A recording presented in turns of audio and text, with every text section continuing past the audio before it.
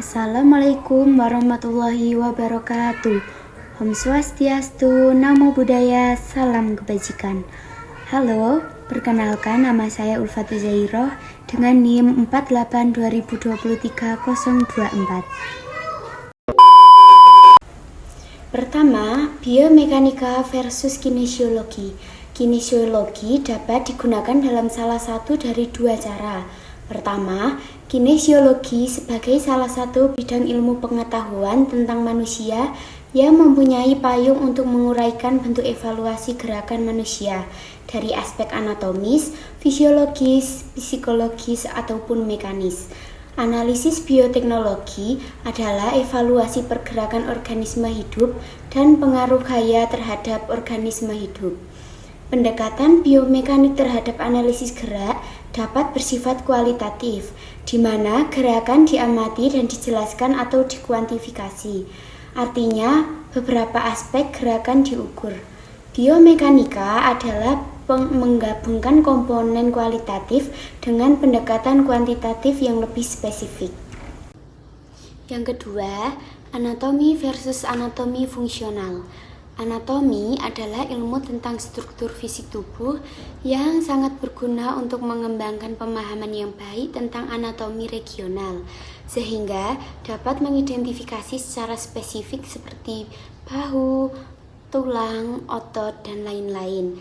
Anatomi fungsional mempelajari komponen tubuh yang diperlukan untuk mencapai atau melakukan gerak fungsi manusia. Pengetahuan tentang anatomi fungsional dapat menjadi ide yang baik ketika merancang program latihan dan memeriksa kemungkinan terjadinya cedera yang potensialnya terjadi pada gerakan atau olahraga ketika menetapkan teknik latihan yang tepat bagi atlet. Pertimbangan utama atau anatomi fungsional bukanlah pada lokasi ototnya, tetapi gerakan yang dihasilkan oleh otot atau kelompok otot. Yang ketiga, gerakan linear versus angular. Gerakan adalah perubahan posisi atau sikap tubuh yang terjadi dalam waktu tertentu sehubung dengan suatu lokasi dalam lingkungan. Gerak memiliki dua tipe. Pertama, gerak linear. Gerak linear adalah gerakan sepanjang jalur yang lurus atau membentuk kurva dengan suatu titik tubuh atau objek yang bergerak dalam jarak yang sama dengan waktu yang sama. Jarak dalam waktu yang bersamaan ini, misalnya gerakan kaki yang melakukan tendangan sepak bola. Fokus pada kegiatan ini tergantung pada arah jalan dan kecepatan gerak suatu benda atau benda. Jenis gerakan yang kedua adalah gerak angular, yaitu gerak pada beberapa tempat sehingga beberapa area dari segmen tubuh atau benda yang sama tidak bergerak ke arah yang sama pada suatu waktu yang sama. Contohnya, dari tipe gerakan angular ini adalah jungkir balik di udara dan putaran vertikal pemain sekat.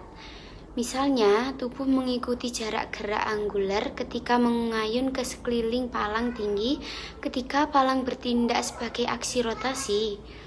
Untuk kecepatan dalam analisis gerak manusia diperlukan identifikasi kontribusi gerak angular terhadap gerak linear tubuh atau benda. Ini terlihat pada aktivitas sederhana seperti menendang bola ke arah maksimal tujuan. Menendang adalah menghasilkan kontak antara kaki yang bergerak pada kecepatan linear tinggi dan bergerak pada arah yang benar untuk mengirim bola ke arah yang diinginkan. Gerak linear dalam hal ini adalah cara dan kecepatan bola setelah ditendang kaki untuk menghasilkan kecepatan tinggi dan arah yang benar. Gerakan angular, segmen tungkai yang bergerak bersifat sekuensial yang menggambarkan kecepatan dari setiap sekuen sehingga percepatan kaki dianggap sebagai keseluruhan dari percepatan individual segmen yang berhubungan. Yang keempat, kinematika versus kinetika. Kinematika mengacu pada fenomena gerak dari perspektif spesial dan temporal tanpa mengacu pada gaya-gaya yang menimbulkan gerak tersebut. Analisis kinematik merupakan gambaran gerak untuk menentukan kecepatan, ketinggian, atau jarak yang ditempuh. Oleh karena itu, percepatan dan posisi percepatan merupakan komponen yang muncul dalam analisis kinematik. Contoh, Analisis kinematika linear adalah pemeriksaan karakteristik proyektil, pelompat tinggi atau pelajar terhadap performa perenang elit. Contoh analisis kinematika anggular adalah observasi sekuens gerak sendi atau serve tenis atau pemeriksaan percepatan dan akselerasi segmental pada pelompat vertikal. Dengan pemeriksa gerakan anggular atau linear, kita dapat mengidentifikasi bidang-bidang yang terlibat dalam gerak yang membutuhkan pengembangan atau mendapatkan pengembangan ide atau teknik dari pelaksanaan elit atau memecahkan keterampilan berdasarkan bagian komponennya. Kinematika adalah cabang ilmu yang mempelajari gaya-gaya yang bekerja pada suatu sistem seperti tubuh, manusia, atau benda apapun. Analisis gerak kinetik atau sulit dibandingkan analisis gerak kinematika baik ditinjau dari sistem komprehensif dan evaluasinya karena gaya tidak dapat dilihat, hanya pengaruh gaya yang dapat dilihat.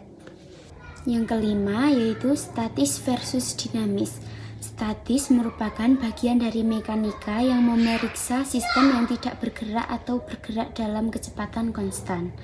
Sistem statis dianggap equilibrium, yang artinya tidak ada percepatan karena gaya yang membuat benda bergerak secara konstan, diimbangi oleh gaya yang berlawanan.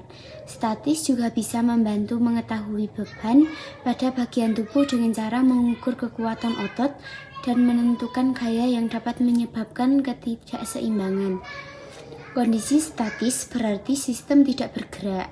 Analisis statis dilakukan dengan cara menggunakan teknik kinematika untuk mengetahui gaya yang bekerja pada sistem agar dapat mempertahankan posisi atau kecepatan konstan.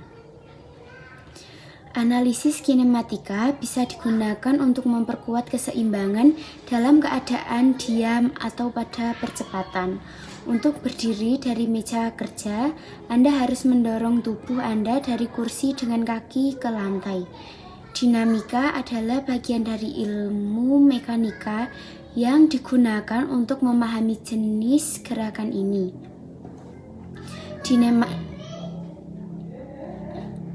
Dinamika memeriksa sistem yang sedang mengalami percepatan dengan menggunakan pendekatan kinematika dan kinetika, atau keduanya. Untuk menganalisis gerakan, analisis dinamika aktivitas seperti berlari dapat melibatkan analisis gerak linear dari seluruh tubuh dan gerakan anggular dari setiap bagian tubuh.